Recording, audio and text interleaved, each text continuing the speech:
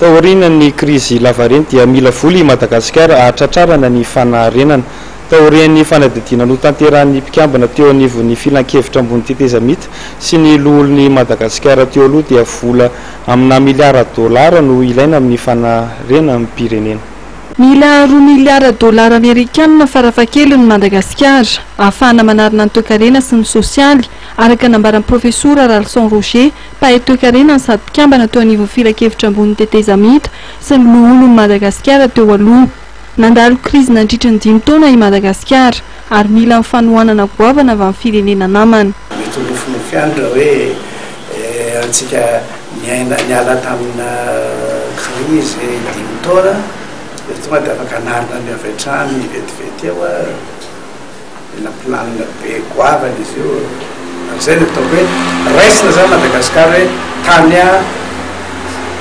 potika ny toe-karena, potika ny rafitra toe-karena, sahirana ny vohoaka, zara raha velona, manjaka ny tsy fanempalemana, vokatry izay sosialy tsara dalàna izay no izany zany hiverina ohatrany hoe tany miady amin'ny fanitrana tena fanitrana milentika mihitsy amin'izany dia mila zany izay fanampiana izay ary ny gouvernement tokony sahijoro amin'izay hoe izay mangataka ny fanampiana dia virina zany izay tena volona rehetra hanampy dia hoe nahitana marina hoe izy ny tena tianampy amin'ny Madagasikara dia rehefa azo dia vola zay dia izay dia maritsika amin'ny marena.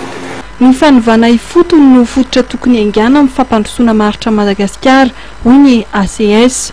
Tao anatin'ny fanambarana navoaka ny androany dia nilaza ny ACS fa gouvernement tamin'ny sokatra amin'ny hery samihafa ary afaka mandresy lahatra amin'ny mpamatsy vola ny takin'ny vanim-potoana andalovan'ny firenena amin'izao fotoana izao. Miarahaba ny général de brigade Ravelonarivo Jean amin'izao fanendrena azy ho premier ministre vaovao izao. Ny ACS dia mirary fahombiazana feno azy amin'ny fanarenana sy fampandrosoana ny Madagasikara. Gouvernement vaovao aingam-piasa sy afaka mandresy lahatra ary atokisan'ny mpamatsy vola no tadiavin'ny vahoaka gasy ialana amin'ny krizy sy anova ary anatsara ny fiainany andavanandro.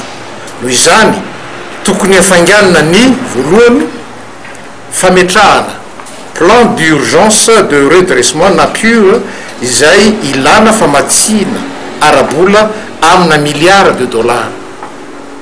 Faharoa, fanaovana ny conférence des amis et bailleurs de fonds. Mankasitraka ny andraikitra raisin'ireo ray aman-dreny ampanahy dia ny FFKM amin'ny fampahombiazana ny fihavanam-pirenena. Maniry ny ACS ny anitarana ny fandraisana anjara amin'ny dinika ho an'ireo herim-bahoaka hafa satria ilaina ny hevitry ny be sy ny maro ampanjary izany fihavanam-pirenena izany. Mino sy matoky ny ACS fa ny fanovana ifotony refondation no fototra tokony haingana amin'ny fampandrosoana maharitra any Madagasikara. Laza ihany koa fa mankasitraka ny fampihavanam-pirenena tarihan'ny FFKM ny ACS ary maniry ny anitarana amin'ny fandraisana anjara amin'ny dinika amin'ny hery velona eto amin'ny firenena.